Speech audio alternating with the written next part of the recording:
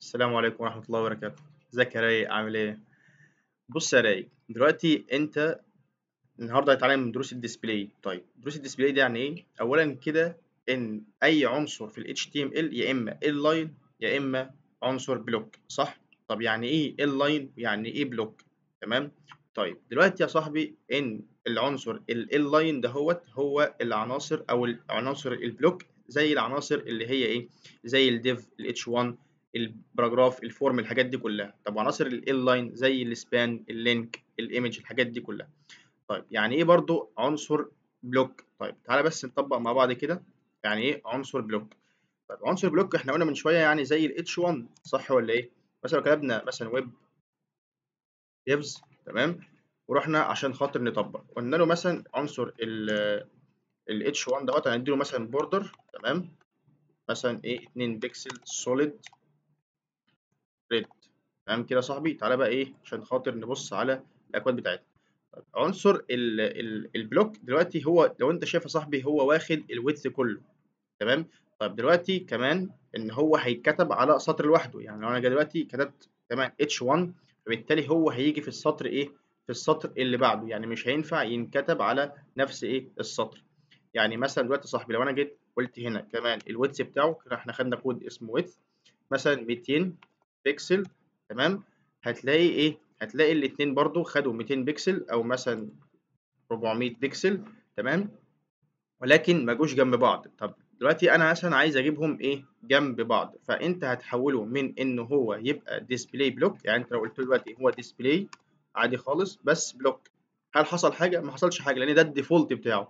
طب لو انت حولتها بقى من ديسبلاي بلوك لاين، ايه اللي هيحصل؟ هتلاقيهم ايه جم جنب بعض. ولكن يا صاحبي لو انت ملاحظ معايا ايه، ان هو ما خدش ويدث 400 بكسل، حتى لو انت اديته 7700 و700 مش هياخد الايه الويدث. اذا ايه ان ال لاين يا صاحبي مش بياخد ايه الويدث ولا الهايت، تمام. يعني انت هنا كده لو انت قلت له 500 والهايت مثلا ايا كان ايه الهايت 200 مثلا بيكسل، مش هياخد ايه، مش هيعترف بالويدث ولا بالهايت. يبقى اذا العناصر البلوك هي بتعترف بالويدث والهايت وهم بيكونوا على سطر واحد. اما العناصر ال لاين يا صاحبي هي عناصر ايه بتيجي على نفس الخط، تمام، ومش ايه مش بتاخد الويدث ولا الهايت، مش بتعترف بيهم. طب دلوقتي انا عايزه الاثنين اتش 1 دول يجوا جنب بعض، ولكن هم برضو ياخدوا ويدث وهايت. فايه اللي بقى اللي نعمله؟ قال لك والله انك انت عندك حاجه اسمها اللاين ايه اللاين بلوك. يعني ايه اللاين بلوك؟ هو بياخد الصفات بتاعه العناصر البلوك في الويدث والهايت، وبياخد الصفات بتاعه العناصر اللاين في حته ان هم يجوا جنب بعض. طب ايه ده يا مصطفى؟ ده هم ما جوش جنب بعض. هقول لك يا صاحبي عشان خاطر الويدث كبير جدا فهو نزله في السطر اللي بعده. لكن انت لو خدت مثلا الويدث 200 بكسل مثلا هتلاقيهم ايه جم جنب بعض وايه وخدوا الهايت والويدث عادي خالص. يبقى اذا ان عناصر البلوك هو عناصر ايه بلوك بتيجي بتاخد الويدث كله ويجوا تحت بعض كده، تمام. لكن عناصر اللاين هم ما بياخدوش ويدث ولا هايت بس بيجوا جنب بعض. طب اللي انا عايز اعمله بقى ايه؟ ان انا ادمج الاثنين مع بعض، فتعمل لهم ميكس كده بحاجه اسمها ايه اللاين بلوك. تمام يا رايق، تمام يا رايق. طيب في عناصر تانية زي مين؟ زي برضو ال لاين، زي مين؟ زي الاي لينك مثلا.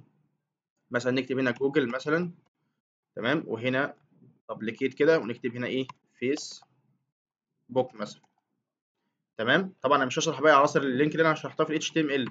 طيب دلوقتي انا عايز ايه اديهم نفس الايه التنسيقات، هتبقى ايه نديهم نفس التنسيقات يعملوا نفس الكلام، تمام كده، تمام. طيب دلوقتي انا ايه انا دلوقتي هم عناصر اللاين الديفولت بتاعهم اللي هو اللاين، تمام تمام، مش هياخدوا ايه ولا ويدث ولا هايت. طب لو انا حولتهم لبلوك فهم هيجوا تحت بعض مش جنب بعض، هيجوا تحت بعض، تمام. طب انا عايزهم جنب بعض وفي نفس الوقت ايه نفس الوقت برضو ياخدوا الويدث والهايت، فانا اقول له ايه اللاين ايه اللاين اللاين بلوك داش بلوك، تمام. طيب حلو جدا. طيب هل في يا صاحبي بقى عناصر هي مش inline ولا عناصر بلوك؟ يعني هي قصدي ولا عناصر inline بلوك ولا عناصر بلوك ولا اي حاجه، هي عناصر مثلا ايه؟ يعني مثلا دلوقتي هل في عنصر لوحده كده هو الديسبلاي بتاعه inline بلوك على طول؟ يعني انا ما بعملوش يعني انا مش بعمل له اللاين بلوك، انا مش بديله اللاين بلوك. يعني مثلا عنصر الاتش 1 انا مش بديله ديسبلاي بلوك، لا انا هو اصلا الديفولت بتاعه بلوك. والعنصر الايه هو الديفولت بتاعه اللاين. طب هل في بقى الديفولت بتاع حاجه اللاين بلوك؟ قال لك اه. قال لك لو انت رحت بصيت على المواقع العالميه زي دبليو سي اس كل الحاجات دي كلها هتقول لك ايه؟ هيقول لك والله ان الايمج عناصر اللاين. طب ايه ده بقى؟ طب انا بقول لك، انا كمصطفى بقول لك لا، العنصر، واحنا اتعلمنا في اتش تي ام ال ان عنصر الايمج اللاين. وهنا بقى في دروس السي اس هقول لك لا يا صاحبي، ان الايمج مش عنصر اللاين، هو عنصر اللاين بلوك. يا عم مصطفى انت بتقول دلوقتي لا، المواقع العالميه بتقول اللي هو اللاين، فانت تقول ان هو اللاين بلوك. اقول لك يا صاحبي ما تقلش مني كده، عشان خاطر ايه؟ هثبت لك دلوقتي ان هو ايه اللي هو اللاين بلوك. تمام. طيب دلوقتي يا صاحبي احنا قلنا ان لاين ان هو ايه؟ ان هو ما بياخدش ويتس ولا هايت وبيجوا جنب بعض، صح؟ والبلوك ان هم بياخدوا ويتس وهايت بيبقوا ايه تحت بعض، لاين بلوك اللي هم بياخدوا خصائص لاين لاين بلوك، صح كده يا صاحبي؟ طيب تعالى بقى كده يا صاحبي ايه، نجيب مجموعه صور. تمام، اهو هنشيل الكلام ده اهو كله كده، وهنجيب ايه؟ هنجيب مجموعه صور ايه مع بعض. يعني مثلا هنروح هنا كده ونجيب مجموعه صور كده ايه، شويه صور حلوين كده. تعالى بس الاول نحضرهم، يعني نكتب إيه اللي هو الايمج. تمام، ونعمل 1 2 3 كده، 4 مثلا، 4 صور. وبعد كده ايه، نروح نجيب الصور مثلا صورة مثلا زي دي، ناخد الكوبي بتاعها ون ايه ونحطه هنا كده. وبعد كده الصورة اللي بعدها، تمام، هنيجي هنا مثلا كده وناخد ايه الصورة كوبي، وهكذا. تمام، والصورة برضو اللي بعدها ناخدها كوبي، ونحط ايه، نحط الصورة كده بالمنظر ده كده. والصورة اللي بعدها كلها مناظر ايه، مناظر طبيعية يا صاحبي، عشان خاطر بس نفهم فكرة الايه، الصور بس. تمام. تمام. طيب دلوقتي احنا محتاجين ايه، عايزين نفهم فكرة الصور. طيب تعالى بقى نبص على الموقع بتاعنا، جاب لنا ايه 4 صور. طيب حلو قوي يا صاحبي. فهو جابهم جنب بعض. طب كده هو ايه اثبتهم ان هم اللاين، صح؟ وانا بقول لك يا صاحبي ان هو مش اللاين، هم جم تحت بعض اهوت لما صغرنا الشاشه، ولكن هنكبر الشاشه عشان خاطر ايه، نفهم احنا عايزين نعمل ايه. طيب دلوقتي صاحبي هم دلوقتي جم جنب بعض. طب انا دلوقتي ايه، عايز ان انا اجيبهم ويدث وهايت. طب اهو، هقول لك والله انك انت عندك الصور الايمج. تمام، هقول لك والله ان الصور دهيت الويدث بتاعها، تمام، 150 بكسل، والهايت بتاعها برضو 150 ايه، 150 بكسل. تمام كده، تمام. يبقى احنا دلوقتي ايه، اديناهم ويدث وهايت، يبقى اذا هم عناصر ايه، اللاين بلوك. تمام يا صاحبي. طيب انا دلوقتي عايز اديهم برضو اكبرهم شويه، وليكن مثلا ايه 200، 250 مثلا، 250 بكسل. وهنا مثلا ايه 150 كويس، ولا مثلا برضو 200 بكسل مثلا، يعني مش 2200. تمام. طيب كويس قوي، 250 كويسه برضو، يبقوا الاثنين قد بعض كده بالمنظر ده.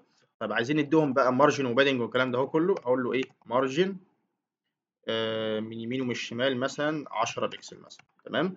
طيب حلو قوي. عايز اجيبهم في النص، والله واحد هيجي يقول لي ادي التكست الاين يبقى سنتر، اقول لك لا، مش تكست الاين وسنتر ولا حاجه.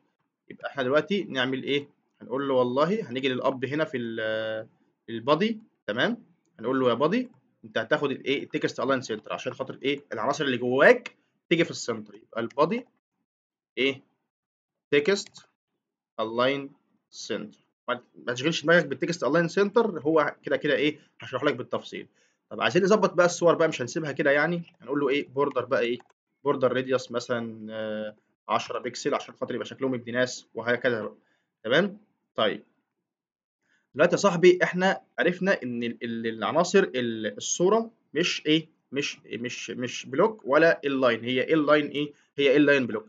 طيب دلوقتي في عندك حاجه كمان اسمها الديسبلاي نون. طب ايه الفرق ما بين بقى، يعني ايه ديسبلاي نون؟ ديسبلاي نون يعني بيعمل ايه، هو بيعمل اخفاء. هو مش بيعمل اخفاء بمعنى كلمه اخفاء، هو بيعمل ديليت. طب حد يجي يقول لي بقى ايه، طب ايه الفرق ما بين يعني اخفاء ومن ديليت؟ هقول لك لا يا صاحبي، ديليت يعني بيتحذف خالص من الشكل والعناصر بتيجي مكانه، لكن اخفاء يعني مكانه بيفضل محجوز مكانه، ولكن ايه يعني بيختفي بقى خلاص. طب ايه الفرق بقى يا عم مصطفى؟ هقول لك يا باشا، بص يا راي، ركز معايا كده. هقول لك مثلا ايه، دلوقتي هندي العنصر ده مثلا، الصوره الاولانيه دي هنديها كلاس مثلا، كلاس.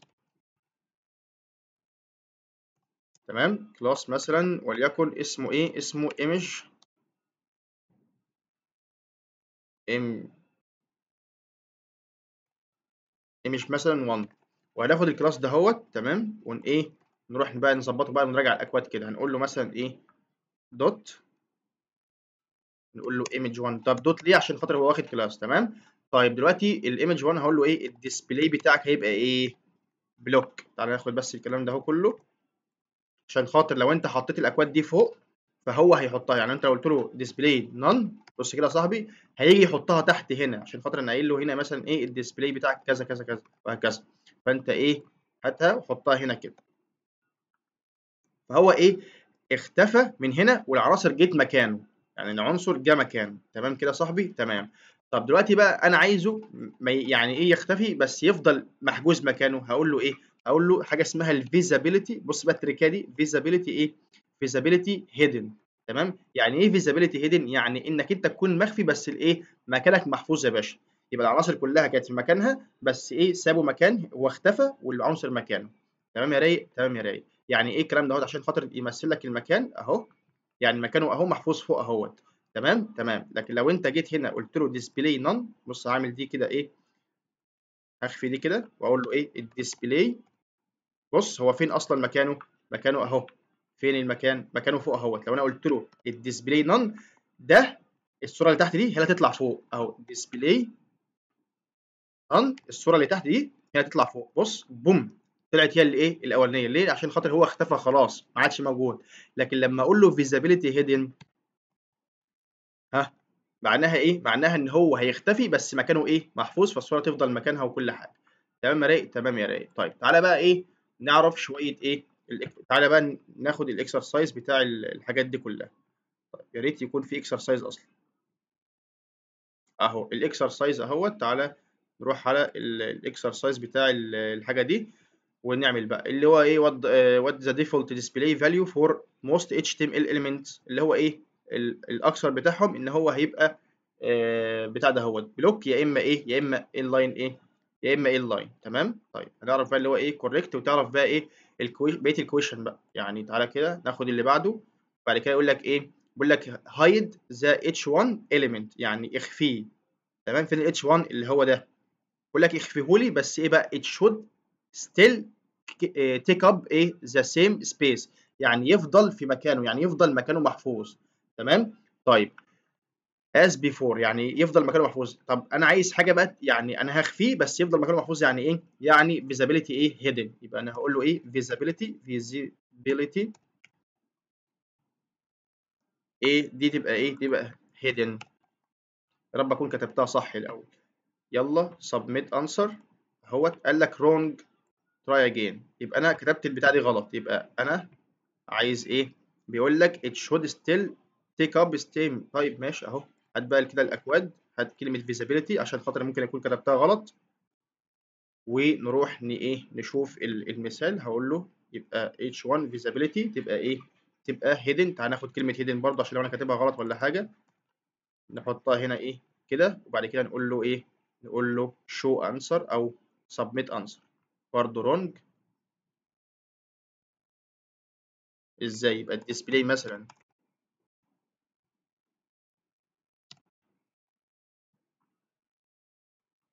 الاتنين wrong؟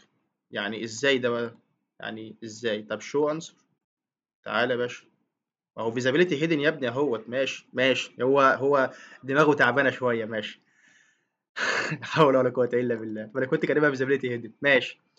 فالفيزابيليتي هيدن بعد كده انت بقى ايه بتعمل هايد انسر، وبعد كده بقى ايه بتعمل ايه بتشوف بقى النكست ايه النكست اكسرسايز او النكست كويشن، وتبدا بقى تحل مع نفسك. تمام يا صاحبي تمام. طيب ماشي. بس كده يا صاحبي، يا رب الدرس يكون سهل وبسيط وعجبكم، والسلام عليكم ورحمه الله وبركاته.